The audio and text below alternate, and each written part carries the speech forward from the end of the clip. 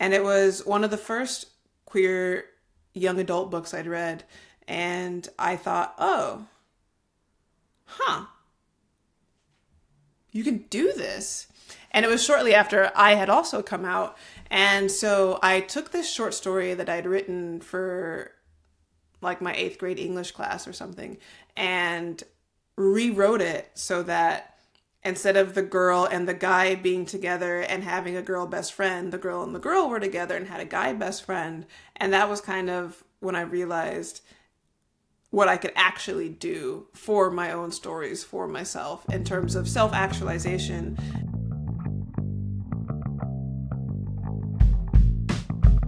Hello, folks, and welcome to Author Adjacent, a show about the journey from hobbyist writer to professional author. I'm your host, Michael Vadney, author of Crownfall, a noble dark fantasy adventure. But today, we are talking to C.L. Clarke, author of Fortune's Wake. Welcome to the show. Thank you so much for having me, Michael. Nice to meet you. Of course. I'm really glad that we were able to book this and get on as part of your tour. We're going to have you on this week, just talking about your latest work and your journey so far. But folks, tune in next week. We'll also have Sheree on next week, as we're going to be talking about tabletop RPGs and how their rules can influence writing narrative novels. But today, I wanted to ask you my favorite question that I like to ask everybody. At what point did you feel like you were an author? Author as opposed to writer feels like a fairly big distinction, especially for this cast period. So in my head, what I've always said is I'm always a writer, but I was like, I will be an author when I start getting paid. And then I actually did get paid for a short story, and I was like, well, this is not actually a lot of money. Does this count? Am I an author yet? So then I was like, okay, maybe it's like money plus, like a tiny bit of money is enough. But the moment I actually felt like an author was when somebody who was not my mother, my best friend, or my girlfriend had actually read my work. And like a stranger said, oh, hey, I read your thing and I liked your story. And also they couldn't be in my workshop. They had to be a complete stranger who had actually read my work and interacted with it. And that was when I was like, aha, I am an author. Yeah, that external validation can be absolutely huge. For some people, it's like having a book on their shelves. For some people, it's just having a stranger come up to them. For myself, I've talked about this on the show a little bit. It was when I gave it to beta readers, because my beta readers were like other authors. And I'm like, oh, you're real people that do real book stuff. This has got to be real now. No, I love that. So what was it about that interaction that really made that moment, as opposed to when you first got paid? Because you've been writing short stories for a while now, and a few novellas leading up to this latest one, Fortune's Wake. So what was it about that interaction that made it special? I think it was just knowing that I wasn't only writing for myself anymore, which is pretty much how my writing started. It's like I wanted to have a little character who was me going around and swinging swords and stuff, because at the time I couldn't do that in my real life because I was a kid and had no money, so I couldn't buy my own stuff. That's changed a bit as an adult, but the reason for writing really hasn't. And so when I realized I wasn't just writing for myself anymore, and that somebody else was reading me the way I was reading, who was I reading at the time? Like R.A. Salvatore, Salvatore and George R.R. Martin and Tolkien. Like I was reading them and somebody else was reading me. And that was really it. It was like, now I am like these other people. Oh, I love that. Huge Salvatore fan. Ripped through those in high school and early college and stuff Driz like that. Erden, yeah, that was my jam. Yes. Oh, God. His rivalry with Artemis Entry is one of my favorite duos in all of fantasy. Just the back and forth. I've been thinking about going back to go visit them, or whether or not I want to just leave them pure in that little capsule of my heart. But man, I mean, I think even now all of my D&D characters pretty much are drow. Have you read Andy Peliquin yet? No, I haven't. Ooh, I highly suggest it. If you Okay. want to keep it in that time capsule, but get that similar feeling, Andy Peliquin writes a series called the Hunter series, and the Okay. Hunter is very much a blend of like Drizzt Do'Urden and Artemis Entry, just this outcast trying to find his position in society, but it has a lot of the same like Salvatore action. Yeah, Highly okay. recommend it for you. I'm in. You've got me sold, so. So going back to Fortune's Wake, though, like what can you tell us about the project? I unfortunately don't have my physical copy here yet. I just got informed in the mail this morning that it has reached the U.S., but it has not gotten to my house. I've also been wondering if there's like a postman going to come visit me today, but not yet. So I don't have it to hold up either. But Fortune's Wake is a novella about a wannabe monster hunter who's gone out to go try an apprentice with this legendary slayer. And the slayer is like, I don't have time for this shit, kid. Go home. And so she does go home, and the monster slayer comes as well because she's got a gig there. And they find that all the monsters have started taking people back into the ocean. So all of her family and friends have being dragged into a sea cave, and she doesn't know why. So she's about to get some hands-on work experience. I really enjoyed it when I got the chance to read an art copy of it. And it you. does one of my favorite things, which is blending like these real world relatable problems in a fantastical setting. Because she comes back and like she is different, and everybody who is out at home is different, and everybody feels certain ways about how she left and why she left. And it's like when you're a young person and you leave your hometown and then you come back to it, and none of it is really the same. 100%. But then we also have monsters and sword fights. Yeah. Yeah. I also think that the whole hero's journey thing, the Joseph Campbell style one, is always like the hero leaves home and the hero returns. And I didn't really think about it until after the story was already written, but we're starting at the return. And so what does the hero do when they come back home?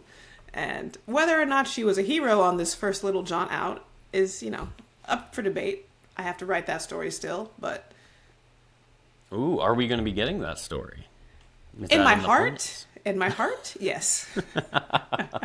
Honestly, I have no idea if, when, but there's like, and I would like to have several little novellas and then a novel and then send Kova and Sayre on their way. But that, in time. Okay. Well, I got some questions later that we'll talk about your future work, but Cool. keeping with Fortune's Wake, how did you approach really developing this initial concept for the story?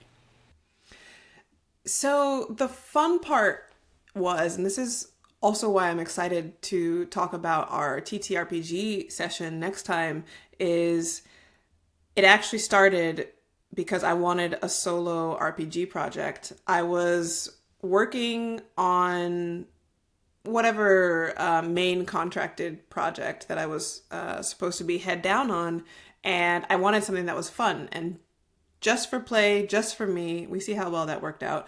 But I did start this solo RPG called Ironsworn, and do you know it?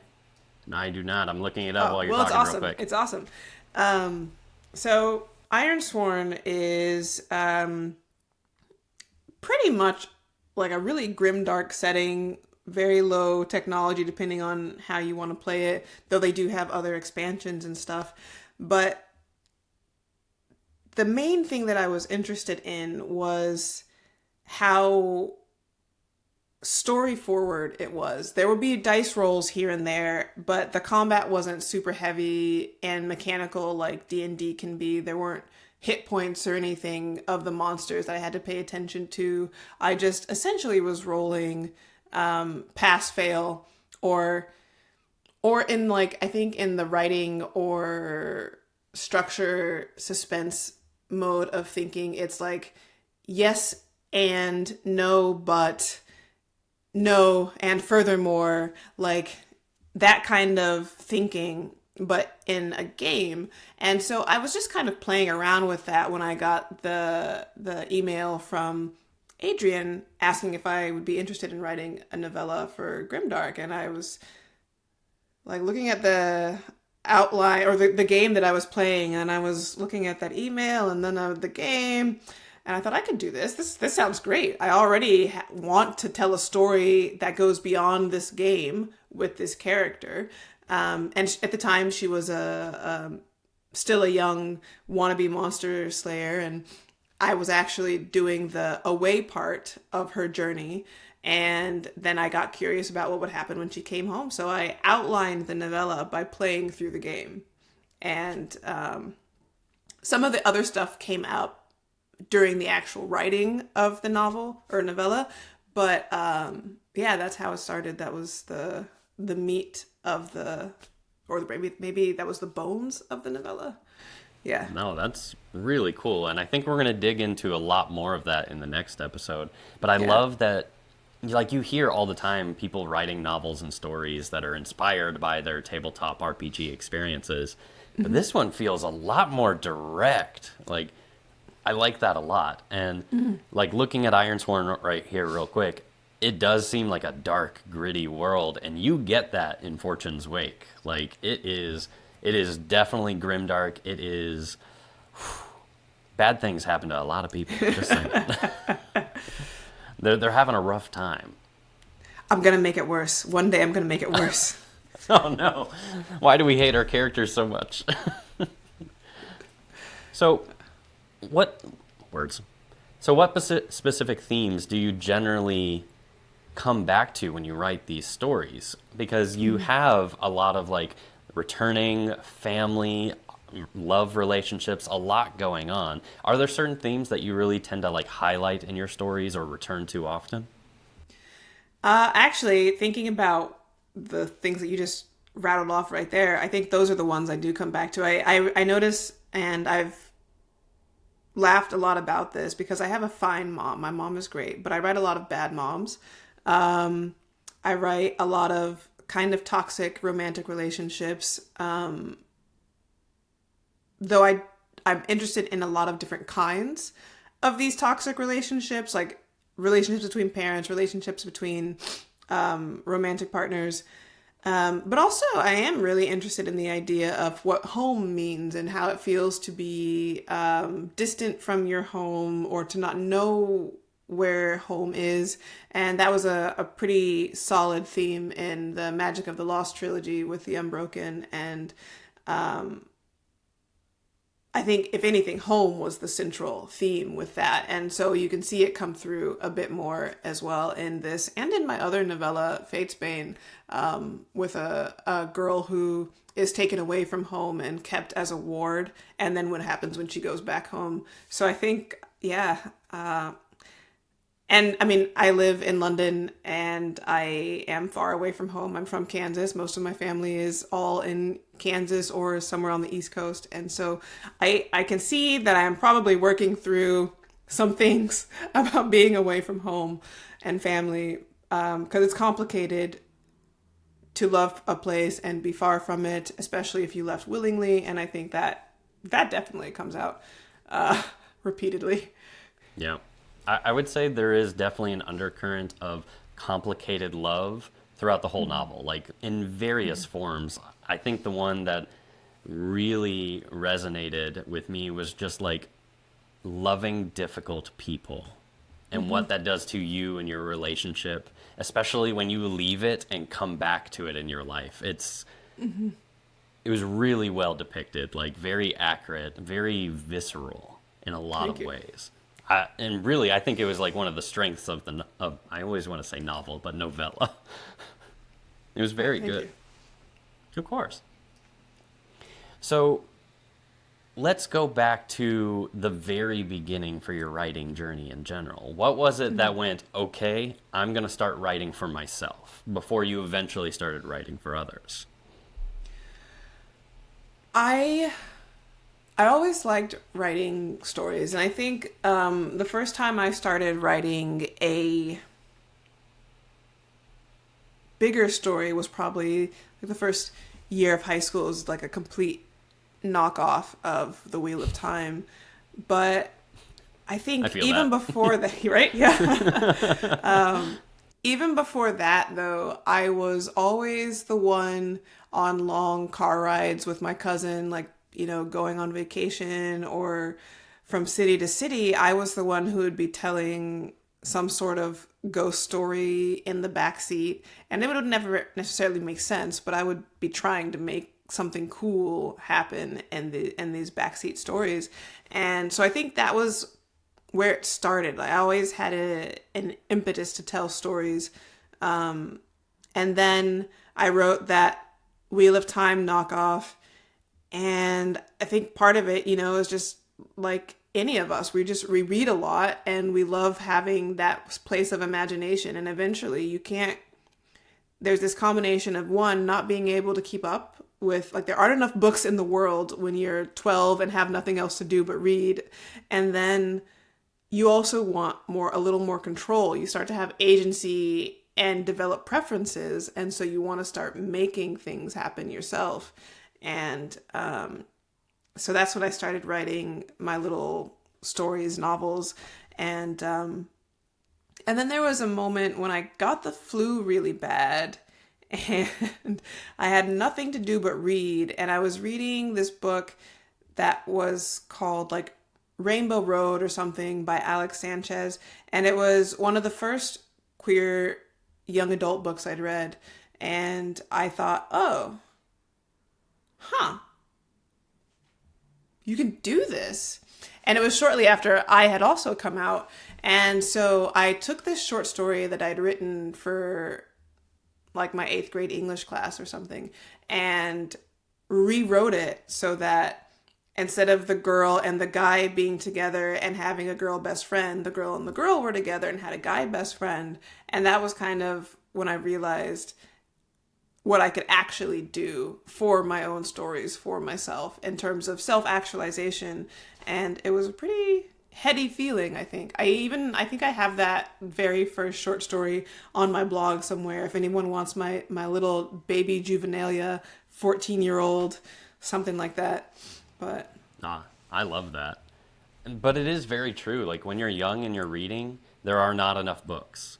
But now, at my age, I'm just like, I don't have enough time for all the books. There are too many books. Yeah, there's no way that you'll ever be able to finish it.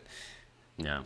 But writing is such a great way to work through things in your own life, because you can really explore different avenues and different things in a very safe way. Are you familiar with Brent Weeks at all? Yes. I've not read, but I do know the series. The series is... Yeah, he's got a few, and I was very lucky enough to, like, randomly, he dropped into a conversation that I was having with other people on social media about his books, and he just showed up, and I went, holy hell. But in some of his series, he really explores, like, what happens to people who experience violence at a very young age. And it's just crazy what you can really explore in books, because you can just take it in all these different ways and be like, what happens if this happens? And it lets you discover how you actually feel. What would you do in these situations? But also just discover, who are you as a person? It's beautiful. I think that's such the main reason to write for me is to explore the wide range of empathy. I mean, people say that reading is for empathy, and I agree with that 100%. Like, that is how we learn empathy, and so people should read fiction more often. I agree. But also, writing is how you develop it. Like, at least if you want to write well and write good stories, you have to really think about other people and other people's experiences. Unless you just want to write yourself over and over again. Personally, I think that would be boring, but... Well, I agree with you. But who you are, like, throughout your life changes so much. Oh, like, yeah. I mean, like, the same character in the same book. Just, like, over and over. Like, just the exact same. Because I think, absolutely, different versions of me, the me who wrote The Unbroken is not the same me who's written Fortune's Wake, or the same me who's writing Warmongers or anything like that. MJ Kuhn once told me that, like, reading a book is like a time capsule of who that author was at the time that they wrote it, and you just experiencing this, like, across time experience with who that person was. Yeah. And I was like, Yeah. holy shit, that's real. I love that. Yeah. Yeah. Like and it's like, but you also, as the reader, are never the same person reading that book. So you can read it as many times as you want and still be different each time. Oh yeah. And never dip a Yeah, toe in the that's- same river twice. That's why I'm scared to go back to the Salvatore books, because like they're precious and perfect in my heart Yes, and yes, that yes. high school me. But now I'm just like, I feel very different about books than I did back then. Would I still Yeah. like it? I don't know. Yeah. So going back to your early writing, you started out writing for yourself, kind of like exploring who you were and options that you could find. Was there a certain moment that you decided, okay, I'm done writing for myself. I'm going to start writing for other people? Yes and no, because I don't think I'm done writing for myself, you know. I'm very much still doing that, and I think if I stop doing that, then I have lost the point, very much so, because I can't really plan for other people and what they might want in that way. But I think in terms of when I realized writing for publication was a thing, was probably like Christopher Paolini, when I like found out that he was this 14-year-old who got published, and I was like, I'm a 14-year-old. How come I can't get published? And so there was kind of that in the back of my head for the rest of my life. And then, you know, like people start asking you later in high school, what do you want to do when you grow up? Go take this SAT test, go to college. And so I started really thinking, okay, well, what do I want to do if I want to be an author? What are the things that are going to get me there? And so I was trying to do that while also doing things that would get me an actual job with money. And I ended up abandoning those anyway for eventually. And because it was like journalism and exercise science. And I didn't graduate with either of those degrees, actually. I graduated with English and French. And then I was a personal trainer for a bit after that.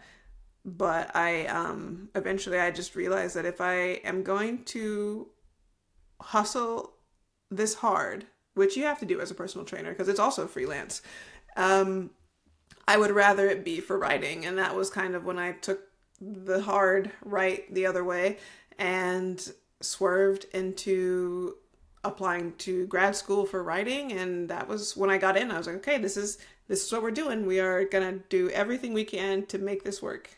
I love that. There is such this light switch moment when someone decides to be like, okay, I have a dream and I'm going to do whatever it takes to make it happen. It's so beautiful. I love seeing it. Like that's one of my favorite things about doing this podcast and stuff like that, because everybody who's here trying to be a writer or an author or just a creative of any kind, you're following your dreams and you know it's going to take sacrifice. You know it's going to take time and work, but everything you do is going to take time and work. So you might as well pick the thing that you really want. Yep. Because the time is going to pass regardless. And it can pass with you working on the thing you want or not. But yeah. I'm a big fan of like stoicism and stoic philosophy and stuff like that. And it's just this idea that like, just this idea that you're going to suffer in life. So you might as well suffer for the things that you believe in and the things that you want. Wear yourself away, but enjoy doing it because it's in the pursuit of writing or learning how to fight with a sword or anything like that, which, super jealous. I need to start doing that. You and Ben Galley need to get together and talk. That's all I'm saying. Yeah, I would do that. Nice. So how has your writing process really changed over time? Is it pretty similar to how you started, or has it really evolved? It's changed in the most obvious sense, which is that I more or less write full time. I also have a teaching job right now, but that I work around. Like I get student papers, and that's a bit more like an editing job than a going into class, coming out of class kind of job. So before I was working around personal training schedules, I was working around actual teaching schedules, like classroom teaching schedules. So I have more time for it in some ways, but also I have contracts and deadlines, so I have to go at a different pace. And I don't necessarily want to go at a faster pace. So I've changed, I think, a bit in terms of how I consider structure and outlining. I definitely pantsed my first, like the Unbroken, and then I realized what a mistake that was when it took me 100 million years to rewrite it. And I'm not going to say that I outline everything now, because sometimes I don't, but there is a better understanding of underlying structural mechanics, and that might come from experience, that might come from maybe I just read enough like different outline philosophies that I now have my own mental practice. But there's definitely more of that in place, if that makes sense. I have less time to send things out to beta readers and then get them back and then send them to agent and then get it back and then send it to editor and then get it back. It's mostly, I write a draft for the editor. My agent might look at it if I really want other eyes or second opinion. I might get a friend who's got some spare time in there reading at the same time as the editor for that first draft. But then if I get more readers in between, it's it's hit or miss. I don't actually know, because it depends on how quick the turnaround is. And yeah, so that part depends. And so I think that probably is the biggest change in my process, is how much time I have to tinker on things, and while still also trying to make it something that I feel is good enough to go out. And presently, at least, I'm not on the every year schedule, or, I mean, indie publishing is crazy. Like, I know people who are publishing it like every 6 months or less. How? How? Yeah. How? I would also like to know how. Like, it blows my mind. Yeah. So I can't do that. I cannot do that. But I have a bit more space in between. And so, yeah, if I could write faster, it would not be bad. It would probably not be bad. But, That would be nice. but I am where I am right now, so. I feel that a lot of authors think that way, where it's just, I have so many stories in my head and only so many years to live. It would be nice if I could write faster to get them all out. Yeah. But it's not always an option. But it sounds like your process is really just, one, you streamlined, and two, added structure to what you were doing. Mm-hmm. It seems to me that a lot of us, when we start writing, we have this very romantic notion that we will just show up and the story will pour out of us, and it will, yes, it will be this spiritual moment of it comes out and it's amazing, and yes, I have to work on it, but it just flows, and it's like, that's not the reality for most of us, unfortunately. We have to go back and forth. We have to outline a little bit, though some people do still pants, and they are really just backloading all of their problem solving. You learn so much just by doing. Yeah, I mean, there's something about I do feel like there are little moments of, magic genius that come out, and those are really, really gratifying, because I'm like, yes, haha. But they're not like, they're small bursts, you know? And so it's not an entire book of genius. It's, we had a chapter of genius, or more likely, we had a few good paragraphs of genius. And there's this craft book I love. It's one of my favorites. It's called Refuse to Be Done by Matt Bell. It's one of my tops. And it's funny because he is not an outliner and is very adamant about that in that book. And yet me, as a pretty solid outliner, I found so much of value in that book. And there's a quote that he takes from a different author. I can't remember at the moment.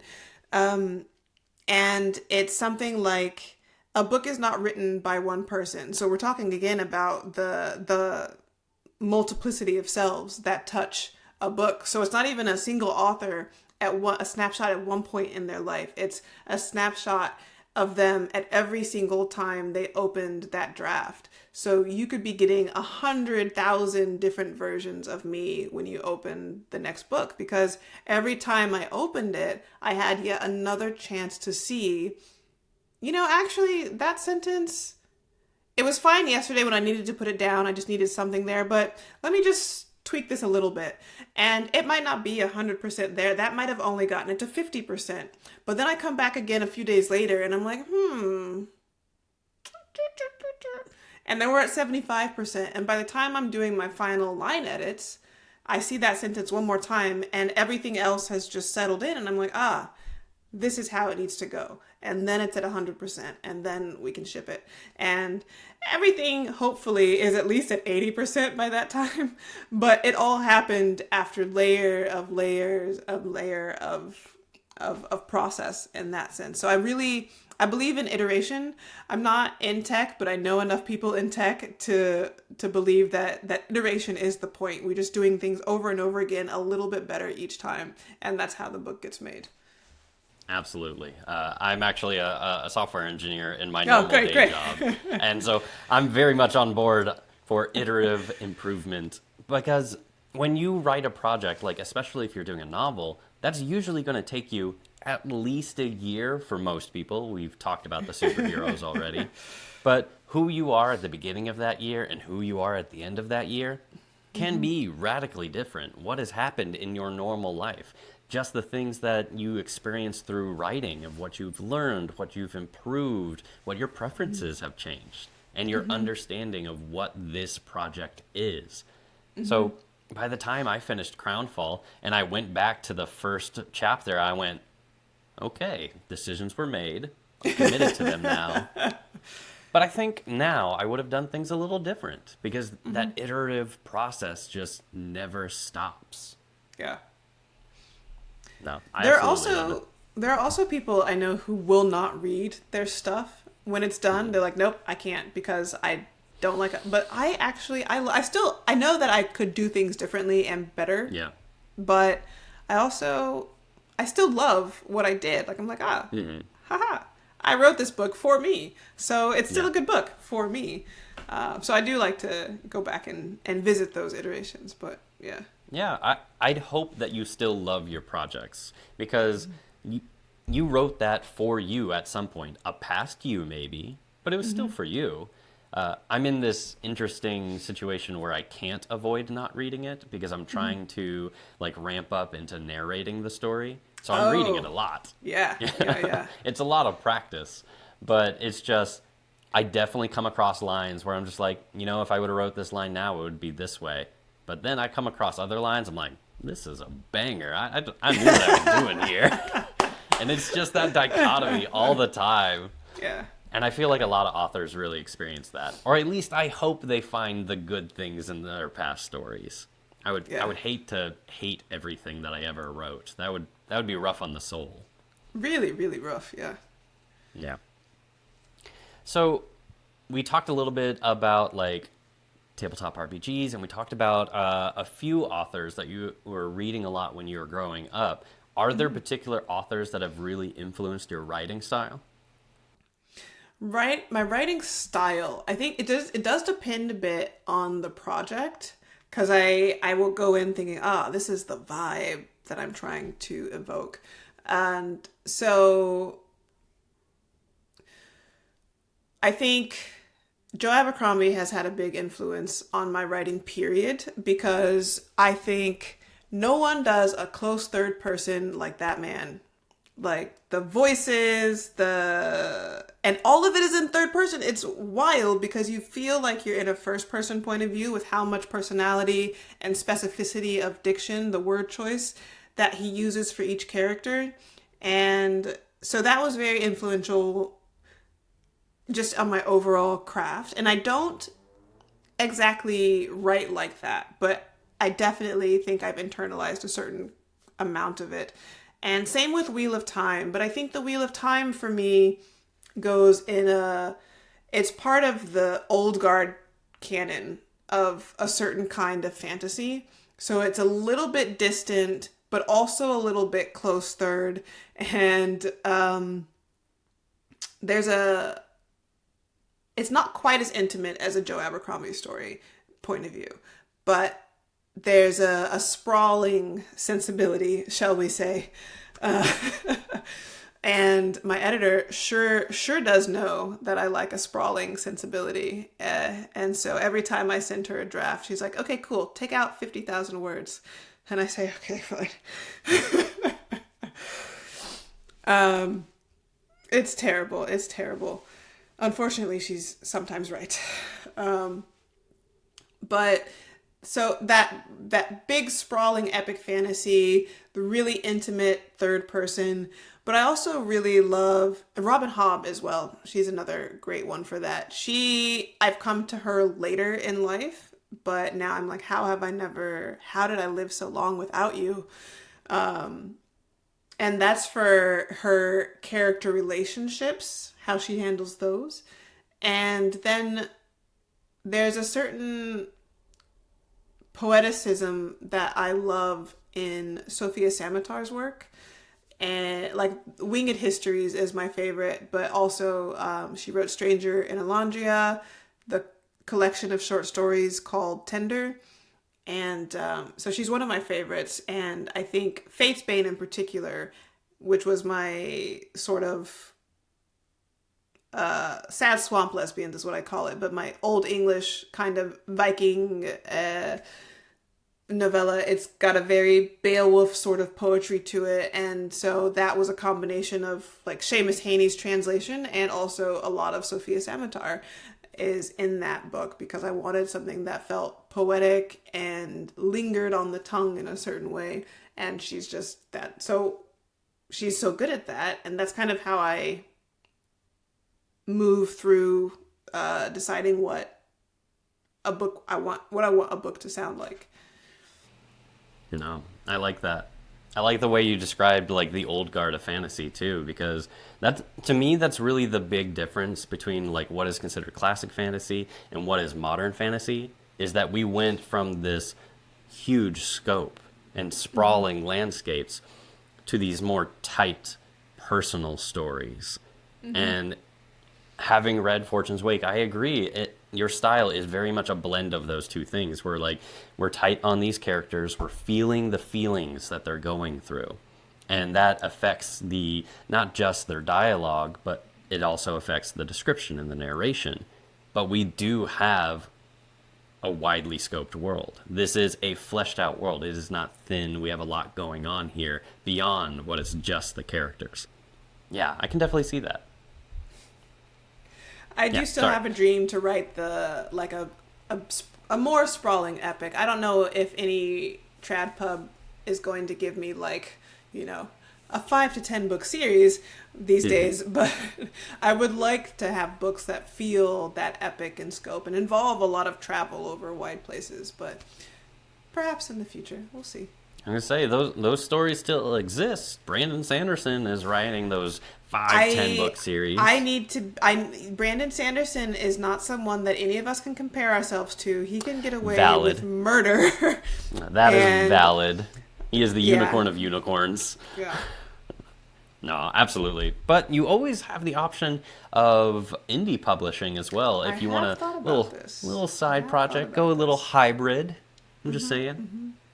My 1,000-page book series on my indie. Yeah. There we go. Speaking of the future, though, what are you most excited for in the next stage of like your author career? Is there anything on the horizon that we can talk about? There is a lot I cannot talk about, but there is stuff I can talk about. Right.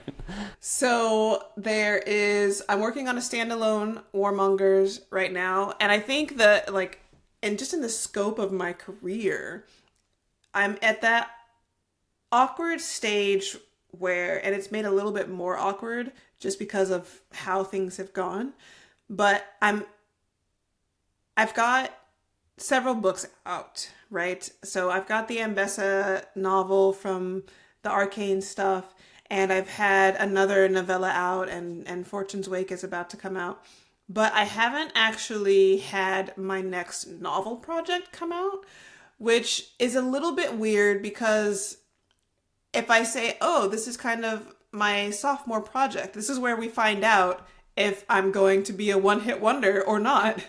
And but then people look at me and they're like, but yeah, you already have all these other books out. And I'm like, well, yeah, but they're different. Because the IP for Ambessa isn't mine. So that sale does not actually really count as like my work. And then the novellas are great and I do love them, but they're like snacks. People don't go, did you read the new C.L. Clarke novel? They just like, oh, we got some short stories. So I'm a little nervous, a little excited to see how the next novel length original project lands. And that will be Warmongers, which is probably going to come out in like 2028 or something. I think I will have actually a third novella come out before that novel does. So, yeah. No, that's exciting. I'll definitely be keeping an eye out for it. And it is a little different, like the difference between a novella and a novel. Snack is a very accurate description. I have found that I've had a lot more snacks this year than I have in the past. I'm enjoying the shorter, punchier novels in between reading these sprawling series. Yeah. It's a good palate cleanser. Like when you need a break. It's a good palate cleanser as a writer as well, which is why I keep writing them, to be honest. It just so happens that they also publish faster. So no matter what order I've actually written them in, they just pop out sooner. No, I agree. Like after I finished Crownfall, I've been lucky enough to join a few anthologies. So I've been working on some short stories. And after going from like writing your very first novel, which took like 2-3 years, to, I can punch out this short story in a few weeks to a month and it's polished and done. And wow, that felt amazing. I feel refreshed. Let's keep going. Is that kind of like your experience with writing the novellas? A little bit, yeah, actually. Especially with Fortune's Wake, the publication process. I mean, obviously, Grimdark magazine is a smaller publisher, so they don't have hundreds of books going out at the same time, like some of like Tor.com, which is my other novella publisher. But I think, I got the email from Adrian towards, probably like autumn of last year. And it's going to be out before autumn of this year. Like it moves so much faster. Whereas with the novel, it's going to be, I might turn in my final version in, December, April or something, but I still won't see that until from April 2027 to, April 2028. So it's a very different scope. And it's nice also to have that gratification. Yeah, you get that validation a lot sooner. That's a big difference between like indie and small press versus like the bigger traditional, is the speed at which you can move, because there's just less hands, less things that you have to work through. But as we are nearing the end of this first episode, I wanted to ask you the classic question. What advice would you share with authors who are at the very beginning of their journey? The one that is speaking to me right now is not to over-explain yourself in the writing. But actually, I think the one, this might be it. Maybe this was it. Don't rush. Don't rush. Don't rush the writing. Don't rush the process. Don't rush to be published. Unless you literally know that you are going to die with a time limit, don't rush it, because there is so much you learn in the process of the creation. Kind of like what we've been talking about. There are so many iterations of yourself yet to come that can see things a little better. Now, this is not to say hold on to it forever, because then you just don't do anything. But take the time you need to make it right. Don't just one and done it unless it is something that you really do hold that lightly. If it's something that you want to last and something that you really want to keep your name on for a long time, take your time with it and make sure it's done well the first time. That way you're not constantly like backtracking thinking, this wasn't my best work. So just don't you don't want to have to make excuses for your work. You want to know that you spent the time and you really did your best. when you had the chance. So don't rush. Great advice. I love that. We got there eventually. I believed you. Thank you. But can you tell the people, where can they find you? Where can they find your books? Yeah, you can find me most commonly at my website, clclarkwrites.com. And you can buy the books pretty much anywhere. I think Fortune's Wake is officially out for pre-order for physical copies as well as ebook copies wherever you get your books, probably definitely in the US on, Barnes & Noble, Amazon, and bookshop.org. And you can, of course, go to your local indie. We love that. And request it from them if they don't already have it on the shelves when it's out. Yeah, and I think by the time this episode comes out, Fortune's Wake will be coming out either in a few days or a week. Don't quote me on that, but it's really soon. Just look it up. It's really close at this point, people. Yeah. Just saying. But Sheree, thank you so much for coming onto the show today. Thank you so much for having me. Really excited. Of course. And folks, until next time, let's be author adjacent together. See you, folks. We have done the thing! Yeah!